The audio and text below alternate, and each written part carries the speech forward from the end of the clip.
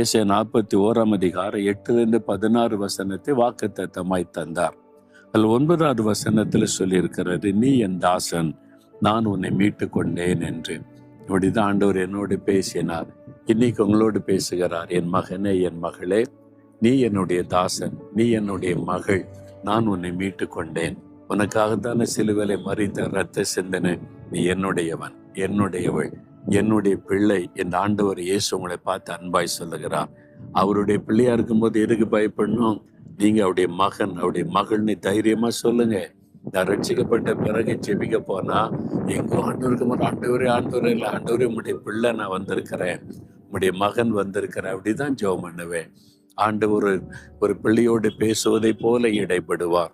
அந்த அனுபவத்துக்குள்ள வந்துட்டீங்கன்னா அதுதான் இனிமையான அனுபவம். இதுதான் கிறிஸ்தவ வாழ்க்கை. கிறிஸ்தவ வாழ்க்கை ஒரு பேச்சில் கிடையாது, வெறும் பாரம்பரியத்தில் கிடையாது, ஒரு அனுபவம். Experience with almighty God. தேவனோடு ஒரு அனுபவம், இயேசுவோடு ஒரு அனுபவம். நீங்கள் அதை பெற்றுக்கொள்ளாட்டா இன்றைக்கு இதயத்தில் கை வைத்து, இயேசுவை எனக்கு இந்த அனுபவம் வேணும், மறுபடியும் பிறந்த அனுபவம், ரட்சிக்கப்பட்ட அனுபவம், என் பாவத்தை மன்னித்து புது இருதயத்தை எனக்கு தாங்க, ரட்சிப்பின் மகிழ்ச்சியை தாங்கன்னு கேளுங்க. இன்றைக்கு இப்போ நீங்கள் பெற்றுக்கொள்ள முடியும்.